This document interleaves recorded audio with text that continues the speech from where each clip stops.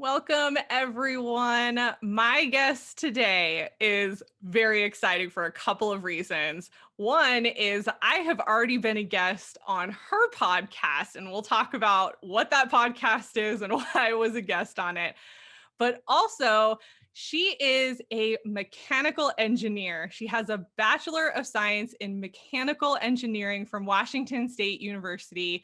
She has been a research associate and is currently a process analyst at the NAES Corporation. And that's an energy corporation, an energy company. And I'm going to let her explain what they do and what that is, because I know I don't really know all the ins and outs of companies like that, and all energy companies do different things. So I'm going to let her explain what that is. But one of the reasons that I brought her on, aside from the fact that we both have a love for podcasting and we have our own podcast, but is that she is a female in a male dominated world. And world, industry, all the same at this point. But that was one of the things that drew me to her, to have her on as a guest for my podcast, because I wanted her to talk about that.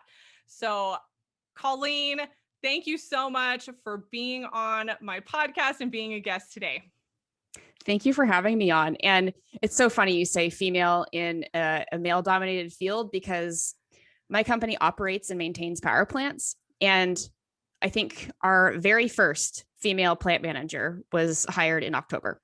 Oh my gosh. Okay. I'm so excited, but at the same time, like, oh, right. You wish these things progressed quicker than they did, but I still think it's great that we're starting to see women really come into industries that they have not been in before for a variety of reasons. And so kudos to your company for really paving the way for that. I think that's going to be wonderful for other females who are interested in that type of work. Yeah. So NAES Corporation is a third-party operations maintenance provider for power plants. So what happens usually with the power industry is that companies will own power plants, or banks will own power plants, and then banks don't know what to do with power plants. They just own them. And so they'll come to third-party providers like us and say, hey, we want you to operate our power plant. So it basically becomes my company's power plant for all intents and purposes, except we don't own it. So we just operate and maintain them. Like, all of the employees are ours, all of all of that is under our umbrella, but we don't own it. So it's kind of an interesting situation. Wow. Okay. I definitely just learned something. I didn't even know that it could work that way. I just assumed you're an energy company and you own the plant that you run. That is so interesting. Oh, wow. Thank you for clarifying that and sharing, because I know I will not be the only one that didn't know that. And sometimes utilities will hire third-party operators. Sometimes companies who own multiple power plants, they might have different third-party providers operate different pieces of their portfolios. Mm-hmm. And so it's just kind of an interesting mix of different companies involved in running a power plant. And sometimes power plants can have multiple owners. That's fun. Oh, wow. Okay. All right. I feel like this could be a completely other episode, just talking about power plants now. And because I know that I can go off on tangents, I'm going to keep us moving forward, because I'm very interested in this.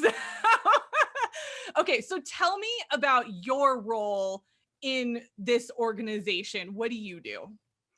So my role is process analyst, and that's like a whole interesting conversation, because this role didn't exist until I came to the company. But I work for our operations and maintenance it's basically our O&M services division inside our corporate headquarters. So I'm on the corporate side. I'm not on the plant side. But I basically support our general manager of O&M services, which means I support our engineering, our maintenance, our environmental, and our operations teams. So I'm kind of this high-level horizontal resource between all of these teams to kind of help keep everything running on those teams, keep everyone coordinated. That's like the major support role piece. I'm also our Smartsheet admin. So Smartsheet is a cloud collaborative, basically Excel online kind of platform. It's a lot more powerful than Excel online, at least. And if you're watching the video version of this, I'm wearing the Smartsheet sweatshirt because I'm an early adopter and totally go to the conferences. They don't have Oh these my sweatshirts gosh. anymore, and I'm really sad. It's like 3 years old. Oh Wear my it God. every day. I'm kind I've of obsessed. actually used Smartsheet. I used Smartsheet in my last like full-time professional role, and I learned how to master that sucker, man. I love it. I love it so much. I came into the company and didn't know a thing about it. My manager basically gave this program to me and then dropped me into their very first annual conference. So I learned Smartsheet at the conference, at their inaugural conference. Wow. It was awesome. Oh my And then gosh. after that, I was like, I have to be an admin. And then it took me like 3 years to be an admin, but now I'm an admin and Nice. I love it. It's so much fun. So that's one other piece of what I do. And then another thing is that our company we have trademarked something called Smart O&M. So it's basically getting the O&M services kind of onto a more smart level. So we do things in preventative ways. We want to make sure we have things digitized so we can see real-time things. Might involve remote start capabilities, but part of that is data analysis. And we have a big fleet, and so with all of this data, we have to analyze it in some way. So I'm involved with the data analysis and like building the business analytic tools.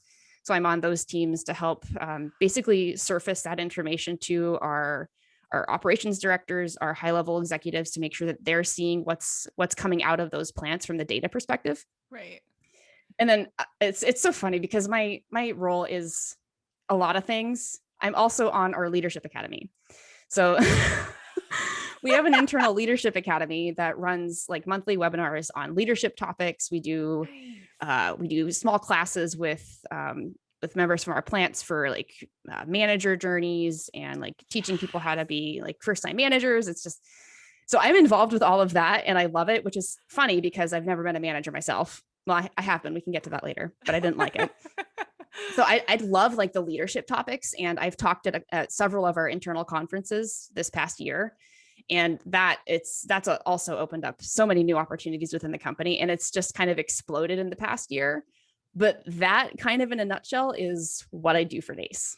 Wow, that's amazing. Okay, so first of all, I have to commend the company again because leadership programs, management programs, this is one of my pet peeves about corporate America, industry. I mean, most companies don't have formalized programs, don't have this type of education. So I think that's amazing to help your people really learn how to be a manager if that's the path that they end up going down. So, I love hearing that. That's so amazing. Okay, I have a side question. Okay, how does your degree, because you have a mechanical engineering degree, that is very specific, very difficult degree. So how does that play in to the work that you do now, or does it? Mechanical engineering is actually the general practitioner of engineering. So it's kind of actually the easiest one to get. Actually, no, civil is the easiest one to get, but we'll just, ignore civil. People can fight about that in the comments. Yeah, you can fight about civil engineering in the comments. Mechanical engineering is really the general practitioner of engineers. And I went into engineering because I thought that I could get a job doing what Tony Stark did. Nice. Not gonna lie, Iron Man put me on the engineering path, but then when I realized that I couldn't actually do all of the stuff that Iron Man can do, then I was like, okay, well, maybe I don't actually like this as much. And when I first applied for this company, the mechanical engineering degree was one of the job requirements. And it turns out that I don't actually do any engineering, but I work with a lot of engineers. And it is so helpful to understand what is going on in their heads. Yes. Oh, that's because it's great. also what Okay. goes on in my head. Right, right. Oh, that's awesome. I'm so interested in, what people majored in and then how they got to where they are and what the connections are. So I appreciate you explaining that. That's really helpful. And that happens a lot where you might have a degree or experience in one thing and it helps it helps you understand a certain group of people in a better way. And even if you don't do that thing yourself. And I think that's a really great skill to have.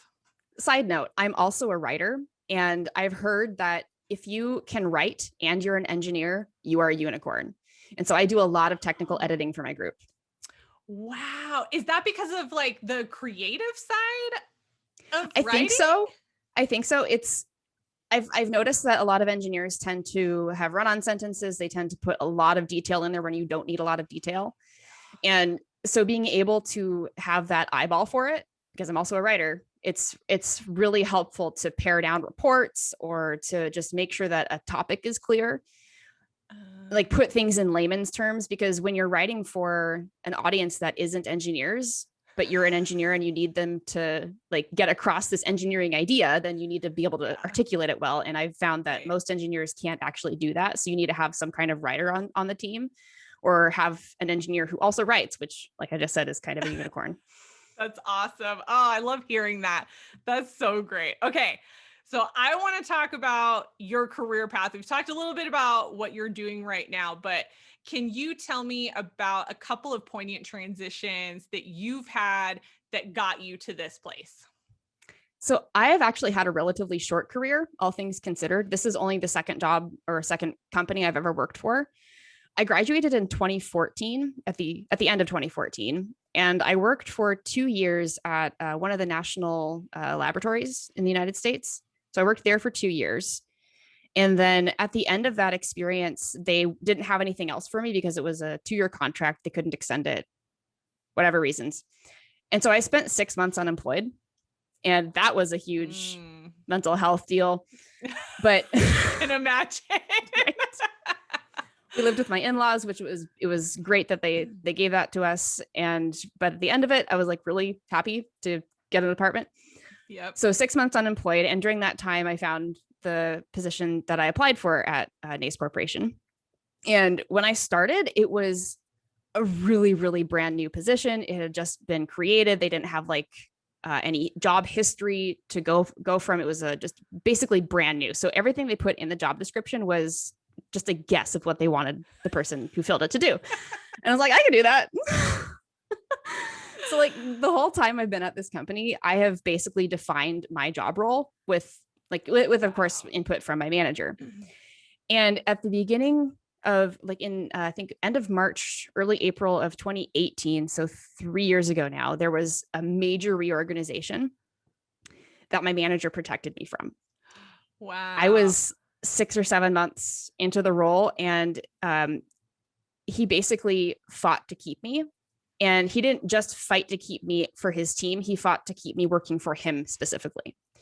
And so that was a really like powerful example of what it means to have a good manager. I love hearing these stories because you always hear the bad stories. I feel like that's what we're exposed to so much is the negative management. I mean, I talk about it, in my social media and my content a lot. But the reality is there are good managers out there. And when you prove yourself to a manager and they're a good manager, they'll go to bat for you. They will be there and they will protect you. So I love that you shared that. I think that's really helpful for people who maybe have had a lot of bad experiences and don't think it exists. Or it validates the people that do have a good experience and think maybe this doesn't exist in other places. Yeah, it does. People don't leave bad companies, they leave bad managers. Absolutely. And there are so many bad managers out there. So I'm like really glad that I hit the jackpot with my manager. That's honestly. Great. Oh, and he knows awesome. this. I've told him. He is That's well aware. Awesome. Oh my gosh. Any other transitions or things that you want to talk about with your career path? That is basically how I got to this point. Honestly. Awesome. No, that's okay. That's okay. And I do want to say, because right now, I mean, we're still in the middle of the pandemic. A lot of people have been laid off. And I think one thing that we need to start normalizing, and I hope that between 2008, 2009, and now with this pandemic, we can start normalizing that it's okay to be unemployed for a period of time.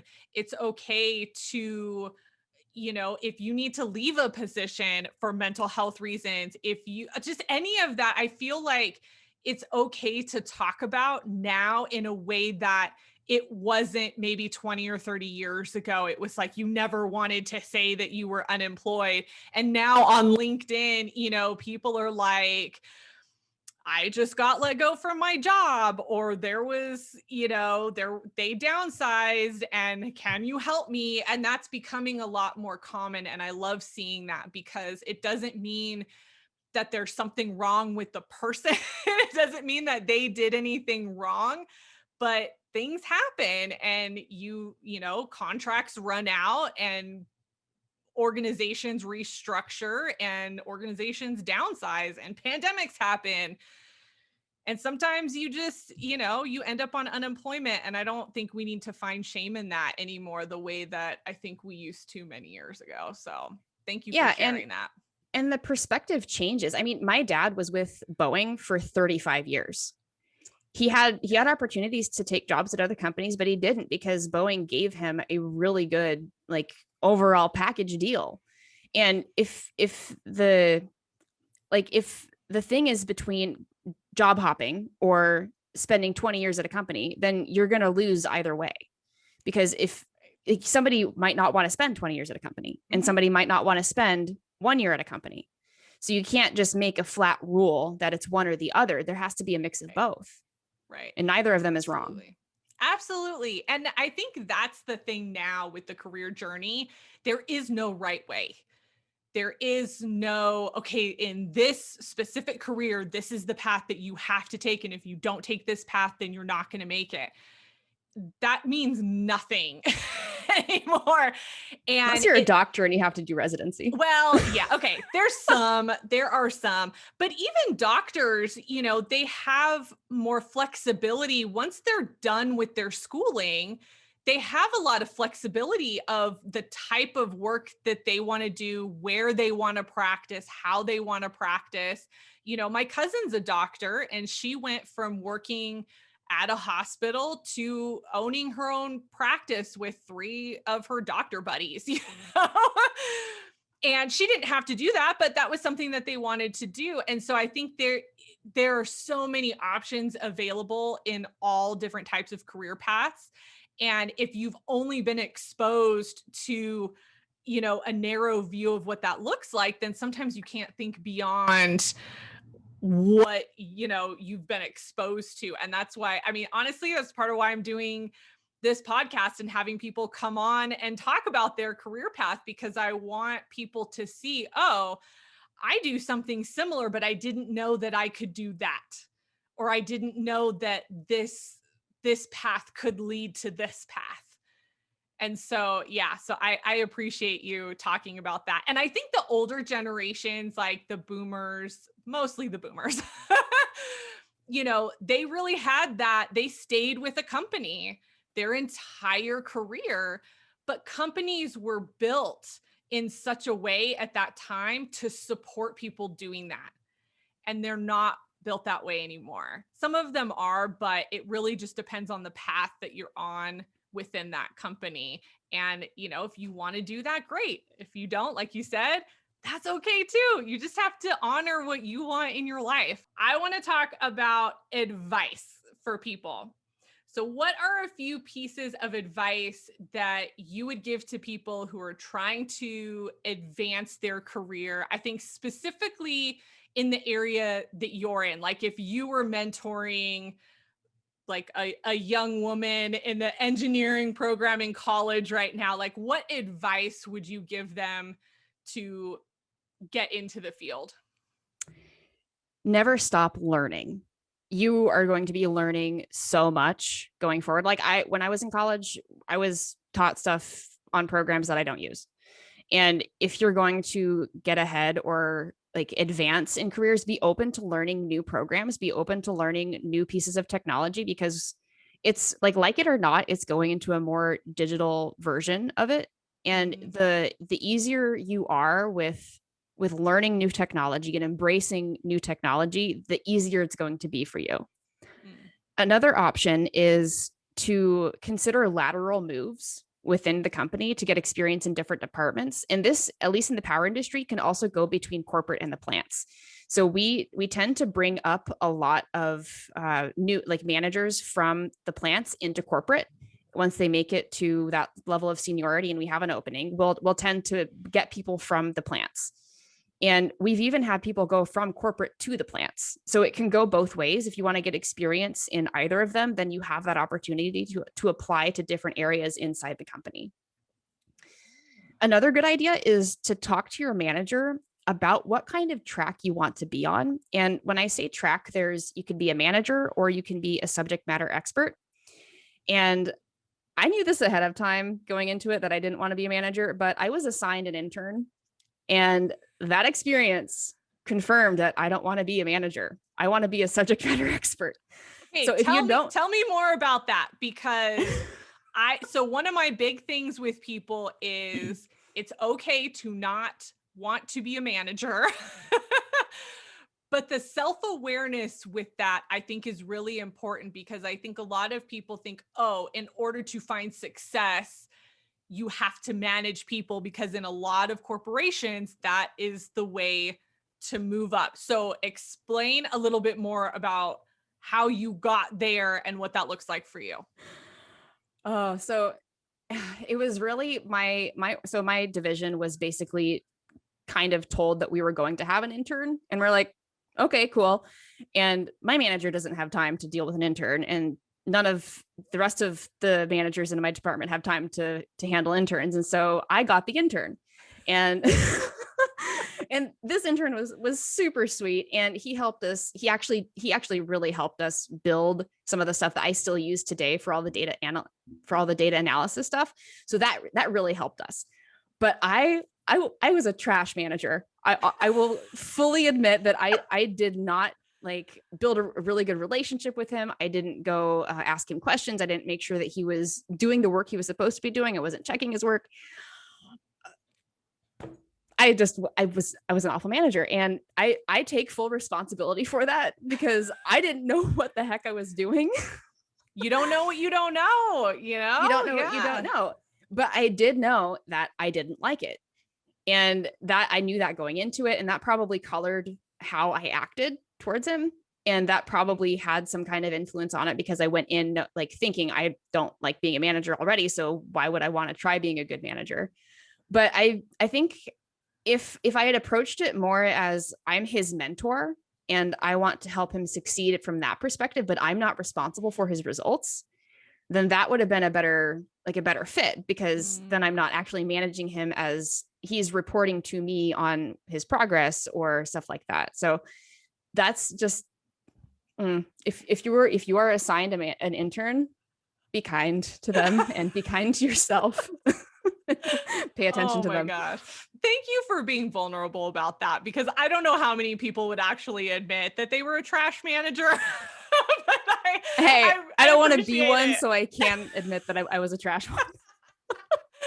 Okay, so this actually leads into one of my other questions, which, what management advice do you have? And I'm going to ask it from a different perspective, from you being managed by somebody else. Like, what do you think, especially if you want to go that subject matter expert route?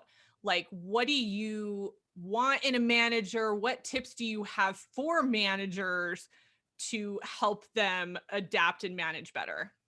Well, it's a good thing I have a great manager to use as an example. Yes. And it's also funny because I am involved with all of the Leadership Academy stuff, and I'm just, I like this. I like the intellectual side of it. I don't like being in it. But probably the first and most important tip is to foster psychological safety. So this is the idea that nobody is going to be punished or ridiculed or judged for speaking up. And not having psychological safety means that people are going to risk their physical safety to avoid a negative emotion. And what I mean by that is, in the power plant industry, safety is a huge, huge, huge, huge deal. we measure our safety statistics. And if it's underneath a 1.0, that means we are really good. And the industry average is like 1.5 or something. Mm. And this past year, we had our lowest ever, like lowest Wow. ever safety like incident rate. And that's insane. We already had the lowest in the industry, and now it's even lower. Yeah. And Wow, a that's lot of great. that has to do with psychological safety and feeling safe enough to speak up when you see something unsafe going on. It is really easy to say, hey, stop that, if it's a contractor on the site, because you don't have a personal relationship with them. But if it's your coworker and you see them doing something wrong, it's a lot harder to speak up because you might think they're going to judge you or you might get in trouble.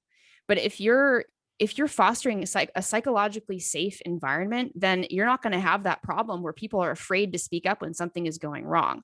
So that's the first idea, is to have a psychologically safe culture, not just on your team, but in your company, because that is such a big deal.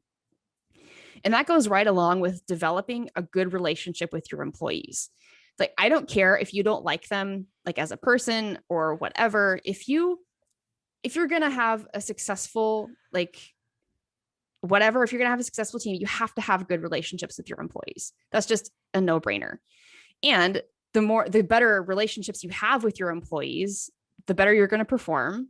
Like, just overall, your company is going to be better if you have good relationships with your employees. And that just goes together with psychological safety. And then the last piece is emotional intelligence.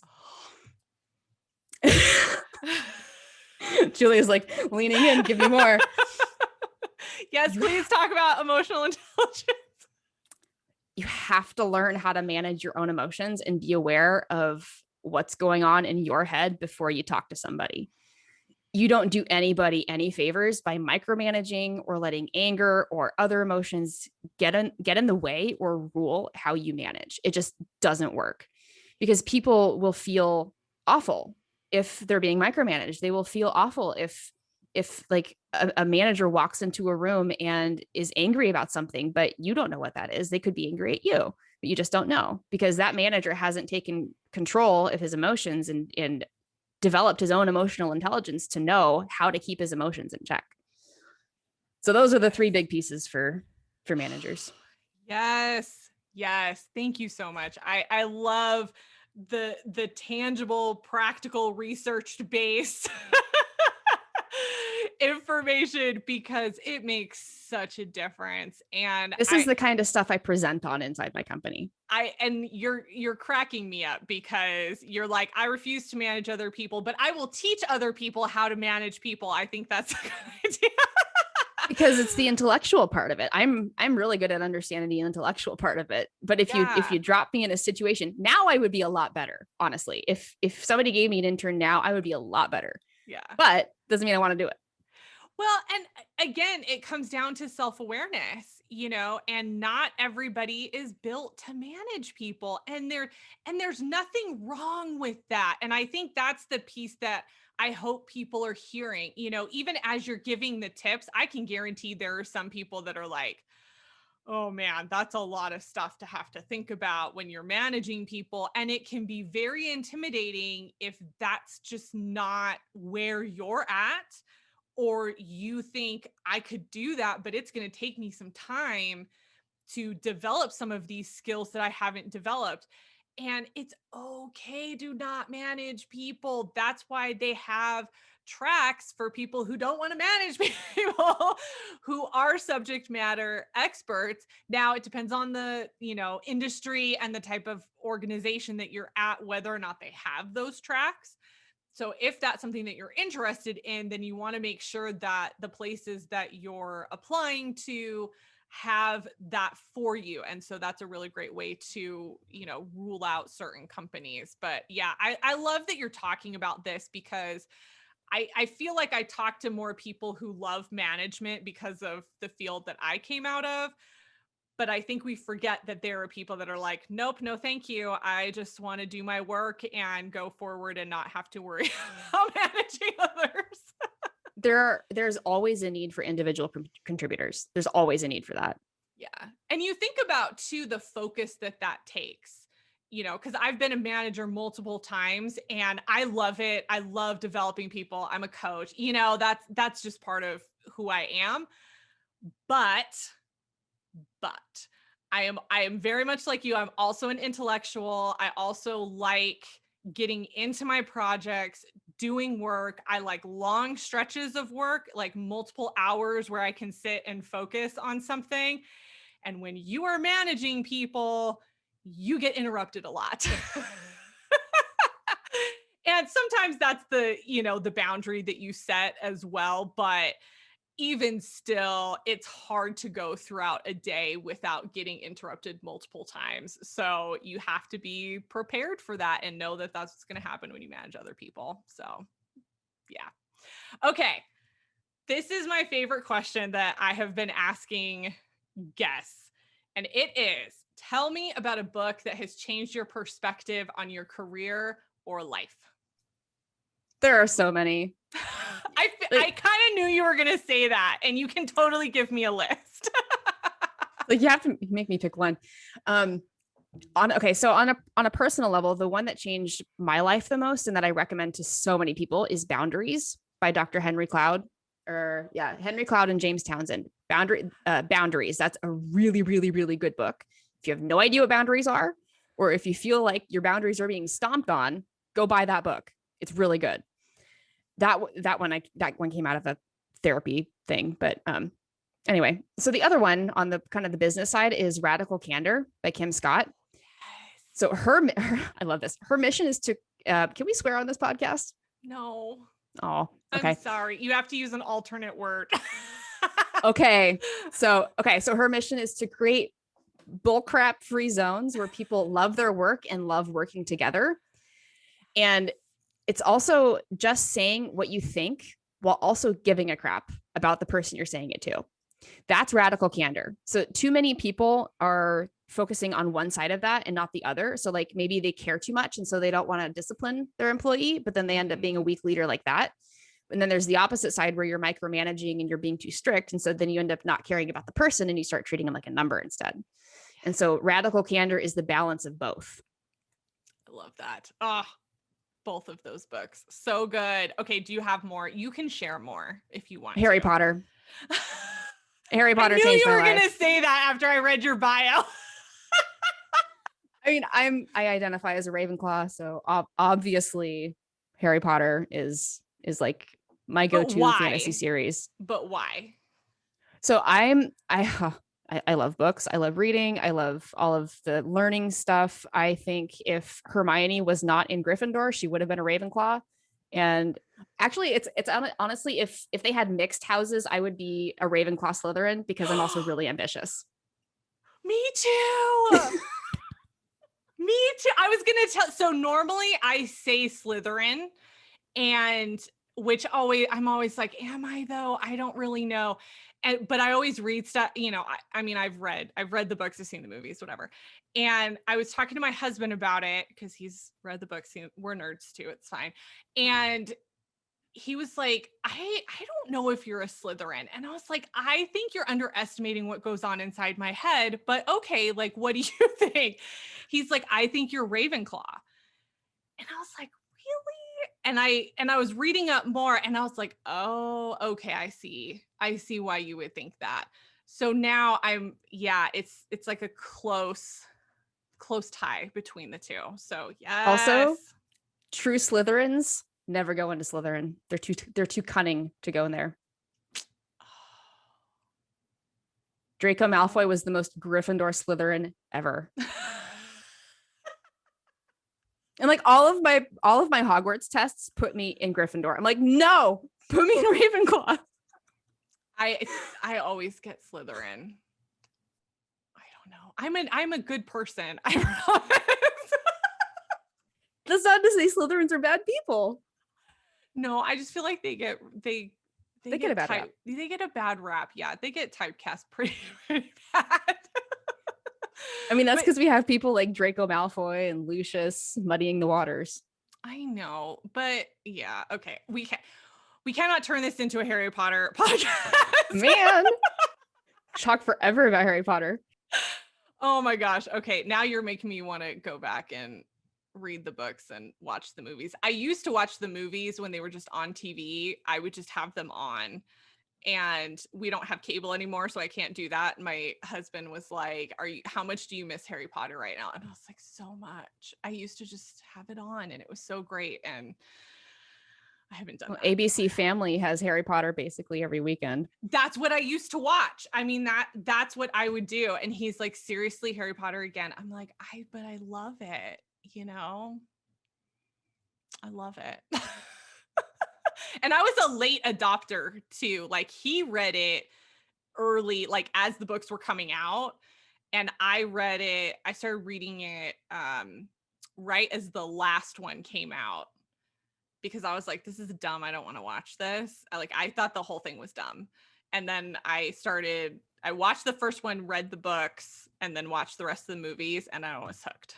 And I here we are. literally grew up on Harry Potter. My godmother read me the first book when I That was 6. yeah. So my husband's sister, she grew up with the books and everything. So yeah. Oh, that's so funny. Okay.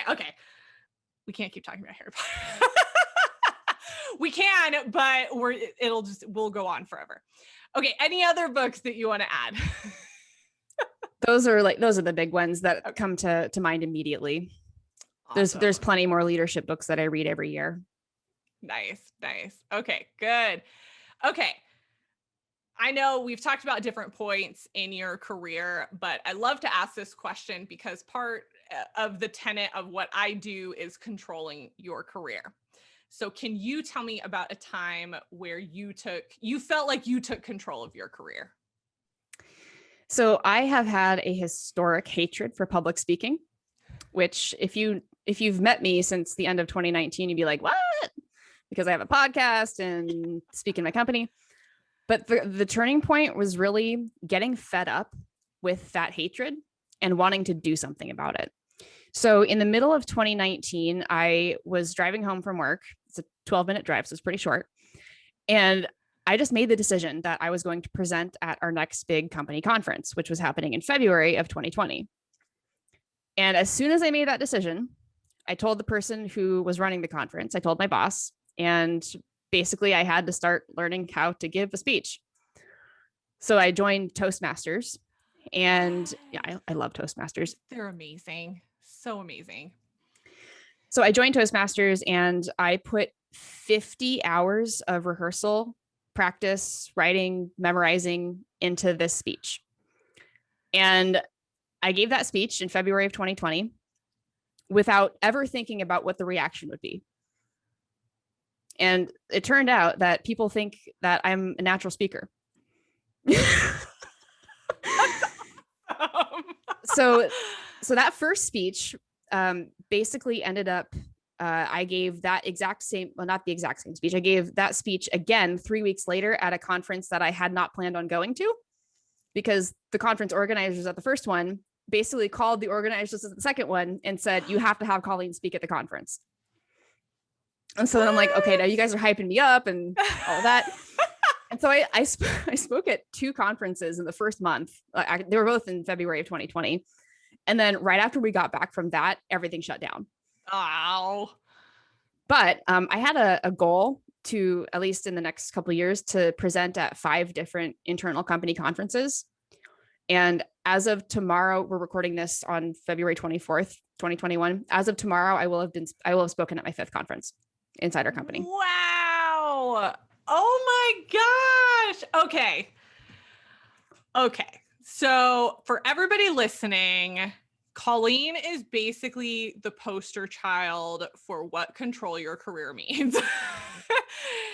And I love talking to professionals like you, because what you just described is what has to happen in your career. You have something that you need or want to do, and you decide, whether you're deathly afraid or not, you just decide, okay, I'm going to do this.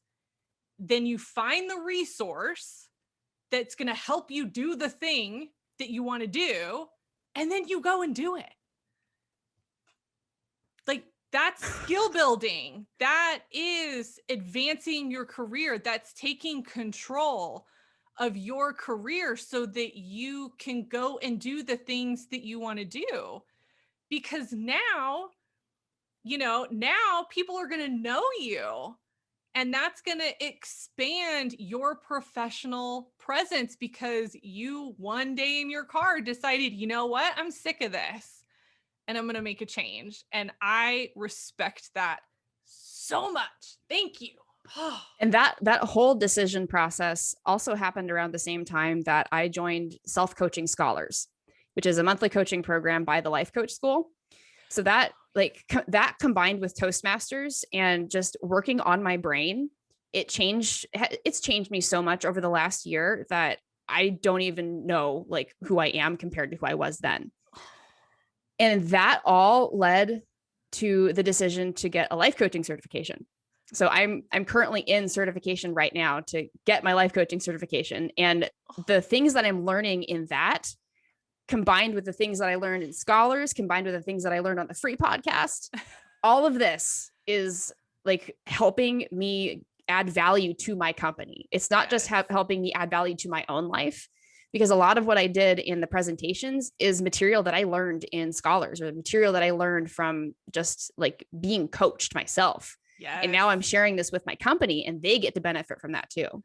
Yes. Oh, that's amazing. Oh, I love hearing that. That's so great. Okay, we're going to talk about all your side hustle things in a minute, but I have a couple more questions that I want to get at. And these were late additions.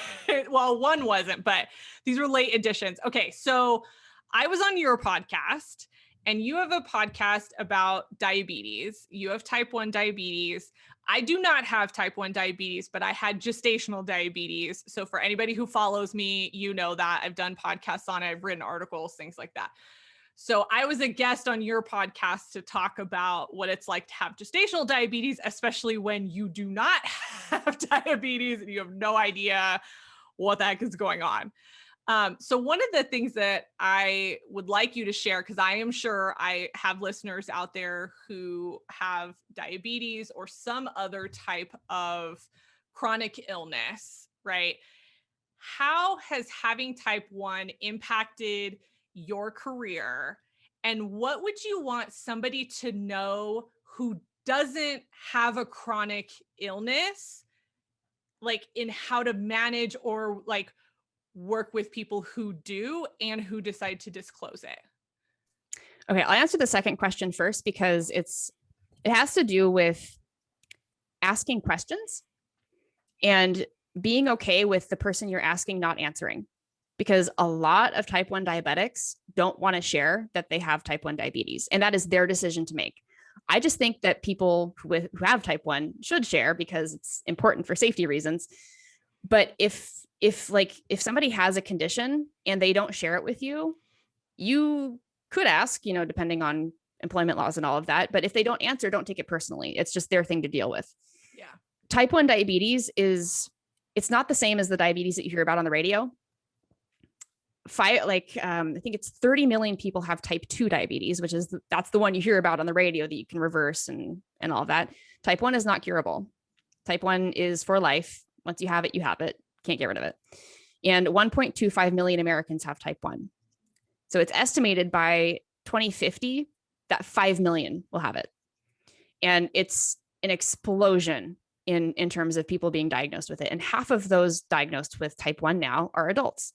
So just because you're not a kid doesn't mean you won't get type 1. So that's something to be very aware of. I have never used diabetes as a reason not to do something.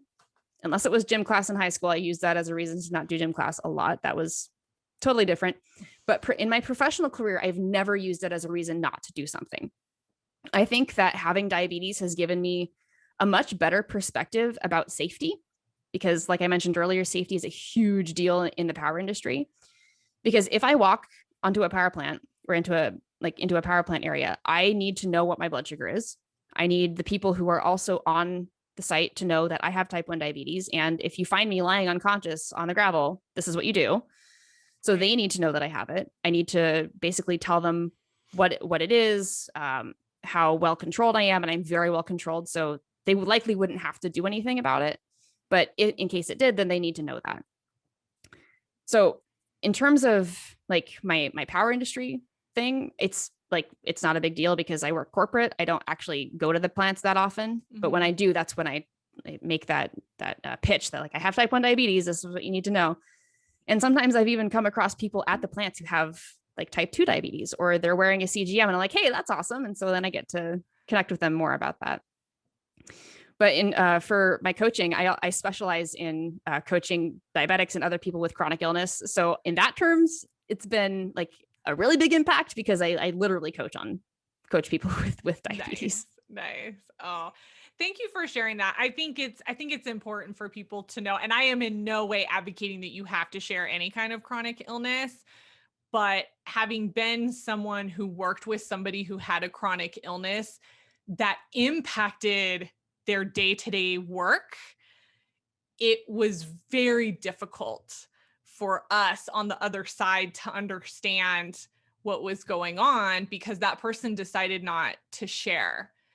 And that's why I wanted to get your perspective on that, because what ended up happening in our environment, which was already toxic to begin with, but what ended up happening was there was a lot of resentment and a lot of frustration with people who reported to this person because they weren't around, they weren't answering questions, they were, calling out unexpectedly when we would have big things happening where they needed to be there.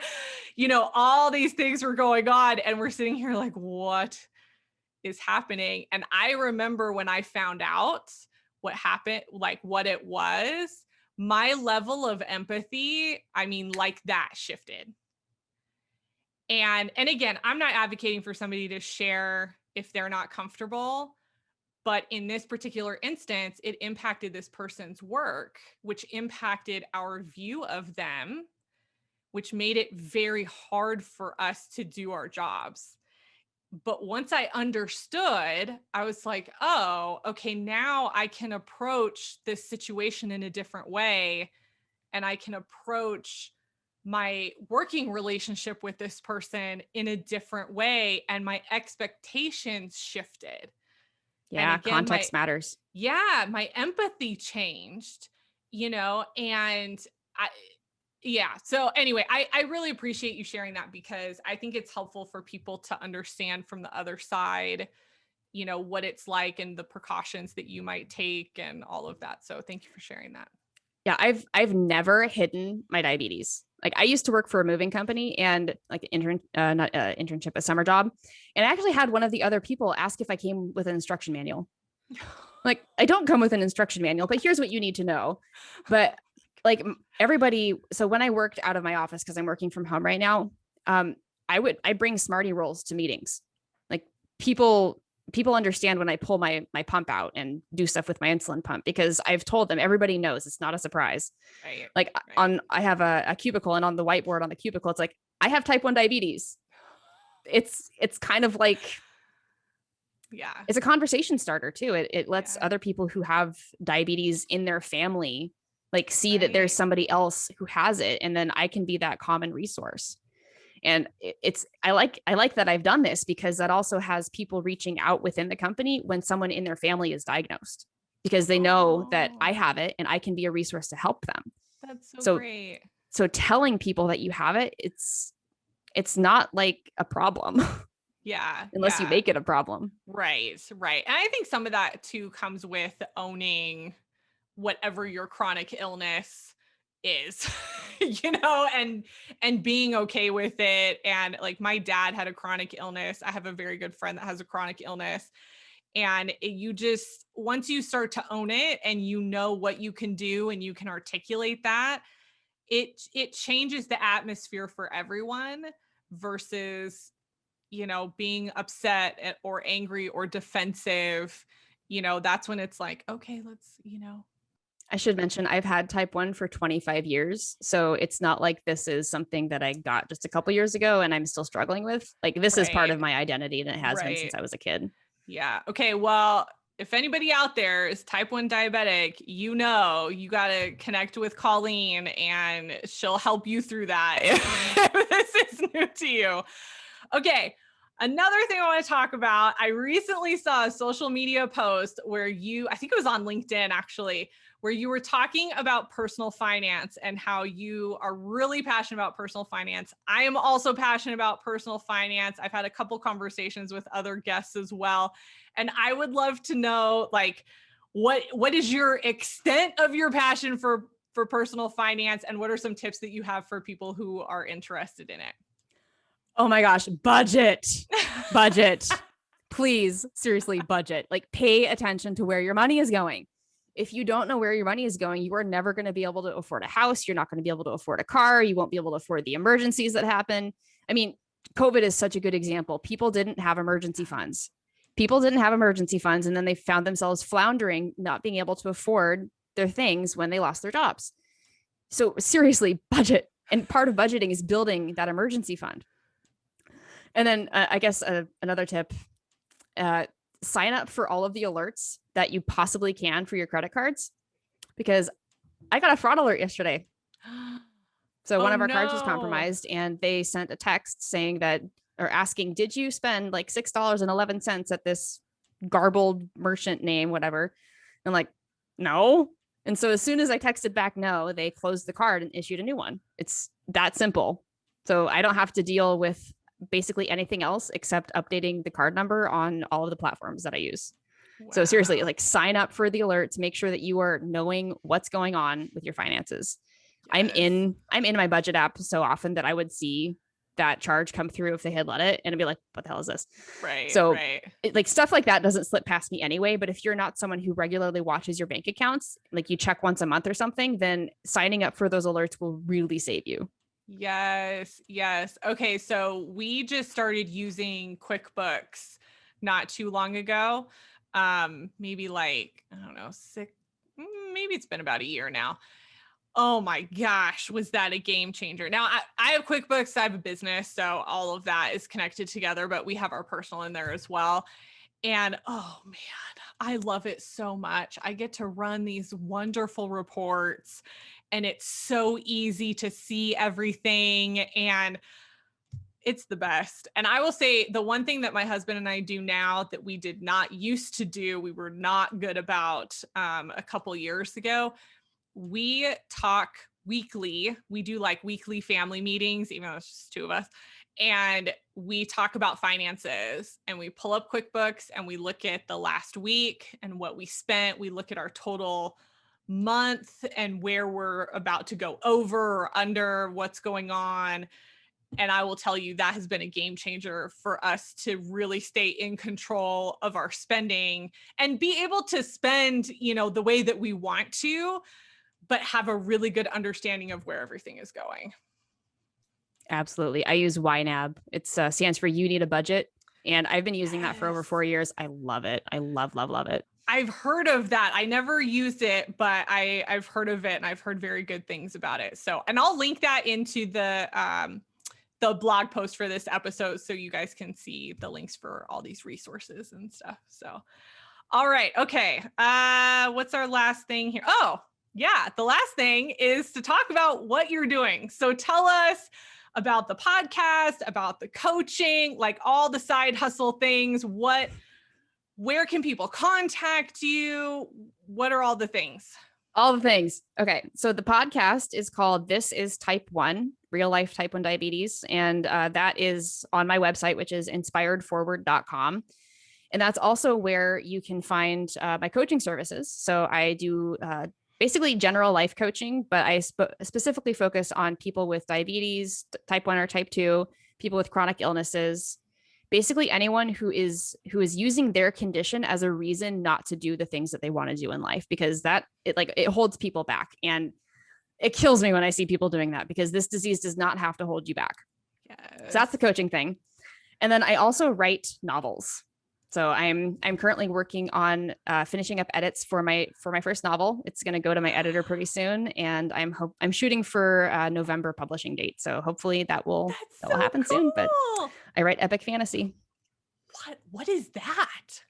So it's like epic fantasy. So epic fantasy is basically, actually, I don't really know how to describe it besides like Harry Potter is epic fantasy, I guess, or like stuff with like dragons and elves. Oh, Lord of the Rings is epic fantasy. There we go. Oh, okay.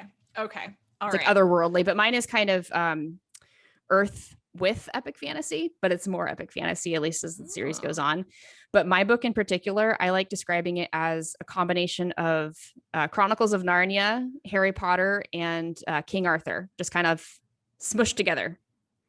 Okay, I think we're gonna have to get a copy of that. So absolutely. Once that goes live, I'll add it to the blog post too, so people can come back in and check it out if that's something that they're interested in. That is so cool. I actually didn't know that about you, so that's really fun. It's not really linked anywhere on my website, but it will be because that's going to be basically the hub for everything. Nice. Colleen, thank you so much for being a guest. This has been such a fun conversation. We have so much in common. I love it. Thank you for having me on. I've loved talking to you today. Yes. All right. And like I said, all the resources, everything is going to be linked into the blog post for this episode.